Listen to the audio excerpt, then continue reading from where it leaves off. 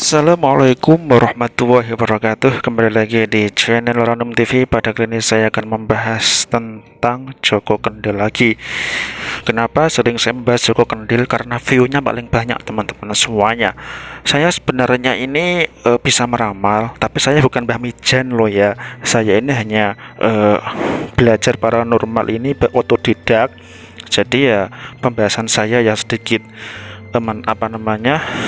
bagi kalian yang memang makomnya belum nyanda atau belum ada tingkatan makom-makom tertentu, jangan ikutan.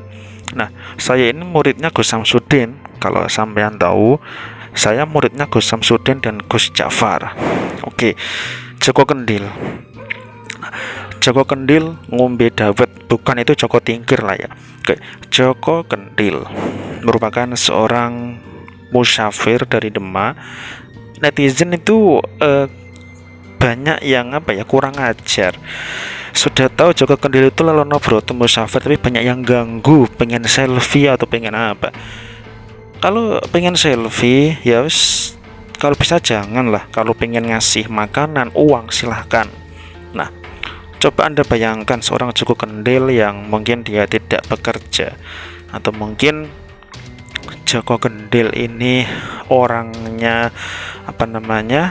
tidak bekerja, tetapi Joko Kendil bisa mendapatkan rezeki dari Allah Subhanahu wa taala min haitsu la yahtasib, dari arah yang tiada disangka-sangka teman-teman semuanya.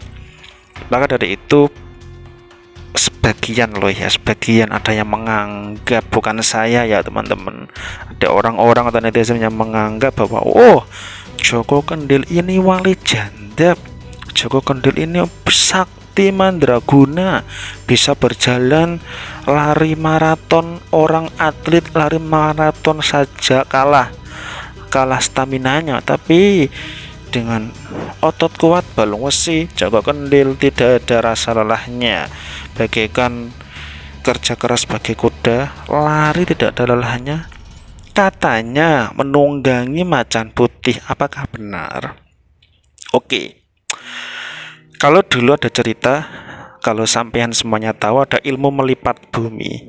Nah, dulu Mbah Maimun Zubair pernah melakukan perjalanan di kawasan Timur Tengah, bahwa asistennya bercerita bahwa perjalanan yang harusnya ditempuh selama 5 jam, namun dengan karomahnya Mbah Maimun ini bisa ditempuh dengan waktu hanya 1 jam saja.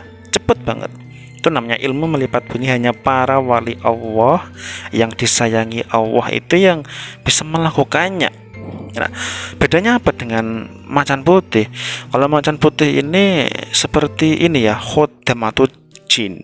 Karena jin ini memang, saya mengakui bahwa alam gaib itu ada jin, itu ada 2, jin yang baik hati dan jin yang suka merusak atau buruk. Nah, jin yang baik hati sebenarnya bisa kita pelihara dengan ajian atau dengan azimat-azimat tertentu dalam kitab Mujarrabah teman-teman semuanya. Jin-jin yang baik ini bisa kita pelihara karena kita tahu di zaman dahulu itu banyak orang-orang sakti seperti Angkling Dharma, Arya Penangsang, ada Sunan Kalijaga yang mempunyai ilmu sakti. Karena yang bisa mengalahkan Syekh Siti Jenar itu hanya Sunan Kalijaga. Ilmunya sudah luar biasa, menggunakan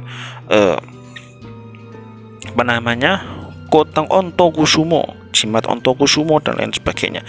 Nah, kita kembali lagi di ajian macan putih.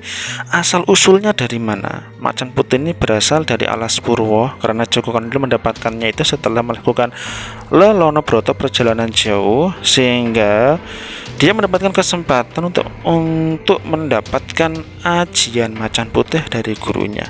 Nah, seperti yang kita tahu, Joko Kendil melakukan musyafir bukan tanpa tujuan.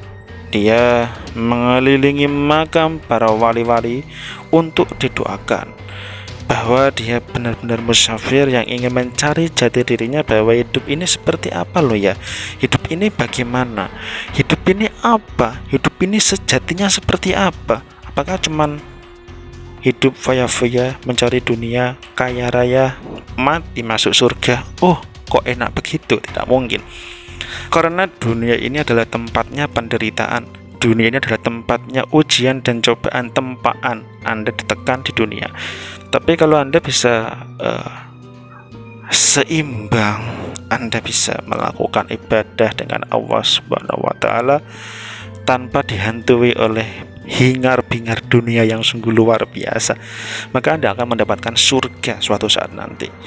Maka darilah itu, teman-teman semuanya, kenapa Nabi yang paling kaya, Nabi Sulaiman, hisabnya itu paling akhir, karena untuk mengaudit harta-hartanya.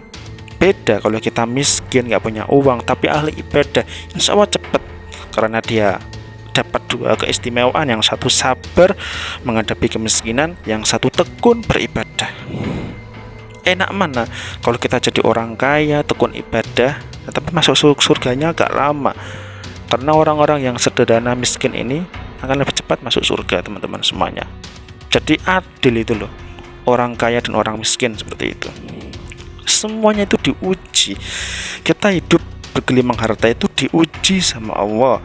Kita tidak punya harta apa-apa, diuji sama Allah Subhanahu wa taala. Seperti Nabi Ayub yang dulu istrinya cantik, sekarang hilang semuanya gara-gara penyakit.